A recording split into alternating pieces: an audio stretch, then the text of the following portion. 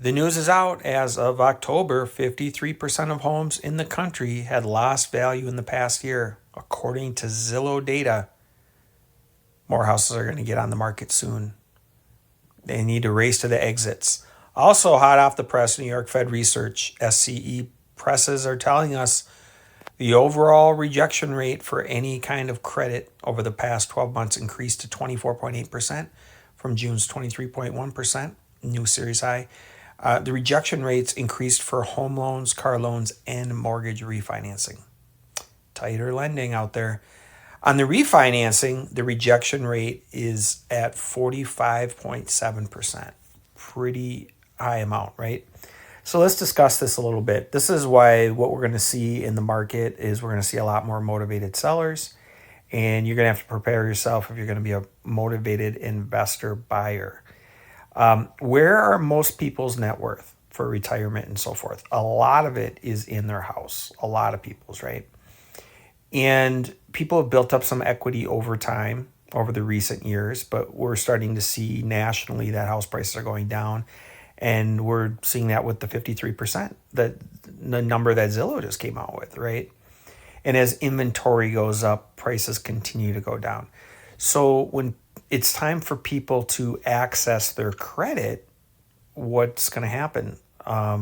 They access their credit so that they can access their equity in their house, right? And even if their credit's not too bad right now, the rejection rate is almost half of the people, right? But what we saw with the earlier numbers is the rejection rates are actually coming in because of all the other stuff, the credit cards, the car loans. And we know that it's coming from the student loans and some of the partial claims and workout programs where people are behind and stuff on payments as well.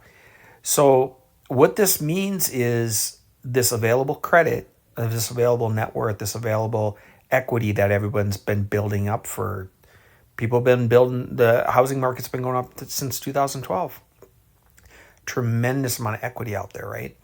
People can't access it though to expand the economy, to add to GDP. They can't do that right now. And unemployment is going way up too, right? So half these people are being rejected.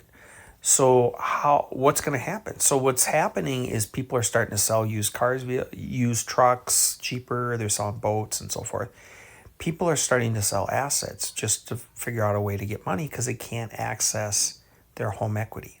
Okay. So once they do some of that, and that doesn't work because they go through their savings because of the unemployment and so forth, what's going to end up happening is people are going to need to become net sellers, and they're going to need to list the property, right? And that's how they're going to have to get their equity out because they're not able to do it through a cash out refinance.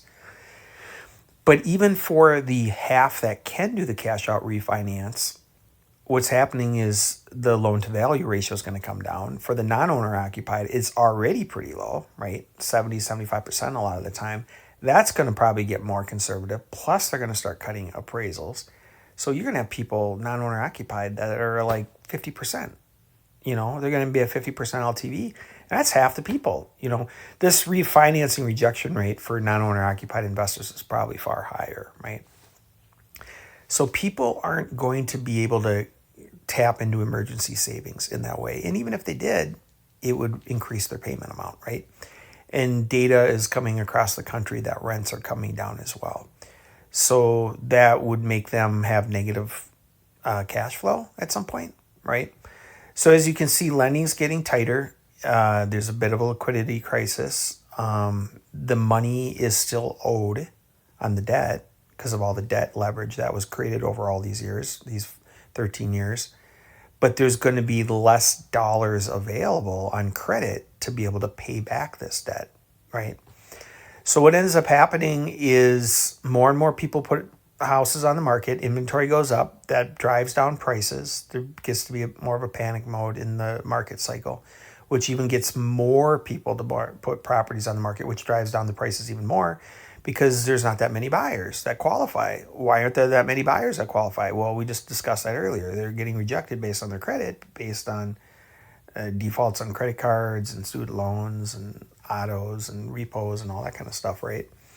The other thing that happens too is there's less and less qualifiable buyers. all that inventory is all competing at the same ones. So what ends up happening is just numbers. Those houses are going to sit because people don't want to chase down the market and they don't want to cut their prices too much. And they don't want to be too honest with how much deferred maintenance there is and what kind of seller financing terms they need to give that need to be really aggressive nowadays. Maybe even 5% down or less. Maybe they need to do subject to. Maybe they need new contract for deed. If they're not willing to do that, then these houses are going to sit on the market for 4, 5, 6 months, right? Clearly a buyer's market. Very good for an investor's market, right? The problem is when these people want to buy, they're going to be, when they want to sell, they're going to be stuck because the people that also want to buy are going to be contingent buyers. They're going to say, well, I'd buy your house. I might even give you 20% down or get financing. But the problem is my debt to income ratio, I won't qualify. This goes back to the rejection rate. They won't qualify unless they sell the house that they live in, right? So it's in the tougher lending, they're going to want to see those debt to income ratios be reasonable because they're going to say, I don't want you making payments on 2 different houses. You're not going to just make a payment on a vacant house that's not selling. Who knows what's going to sell? Bank doesn't want to be at that risk. They want to have good collateral. Your income, the buyer's income is part of the collateral. So those are all things that are going to take place, and you're going to see this as the economy slows down, as lending gets tighter and tighter. This is what we saw in 06, 07, 08, 09, and so forth. So just be prepared. One place where you'll see this dynamic play out of the motivated buyers and motivated sellers is a haves and wants section, first Tuesday at MNREIA, first Tuesday of the month, MNREIA. There's the haves and wants section at 7 p.m. There's the two sides. The dichotomy of it is basically there's going to be motivated sellers. Some of the motivated sellers might show up, but typically who would show up is either an investor, landlord, seller who's ready to dump a bunch of properties, or it's probably, or maybe on good seller terms, maybe on good, you can fix and flip my house type of thing, or it's going to be a wholesaler. Somebody's going to be assigning a property that's going to let the next investor have a good deal as a fix and flip or just on really, really good seller terms. The investor buyers are going to be there. They're going to listen. They're going to say, where do I fit in this whole thing? They're going to say, do I have cash? Have I made my connections with hard money lenders? Am I prepared for this when all of these properties start to come and I get to kind of choose whatever one I want because there's so many of them at some point. They may want to be a landlord and buy and hold. They may want to do the seller financing ones that have really good terms.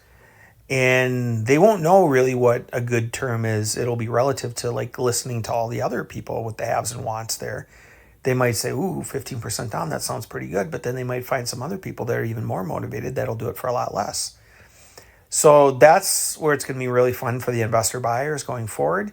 This is where it's going to be really tough for years for the sellers as they continue to get more and more motivated as the inventory continues to go higher and higher and higher. To be at the pulse of the market, to see what's going on with the inventory, to see what kind of seller financing is out there, to see what cash pricing is, so you don't overpay for a property, to understand how to estimate everything. You need to connect with other investors. MNREIA, first Tuesday of every month at the 7 o'clock, haves and wants, two-sided marketplace.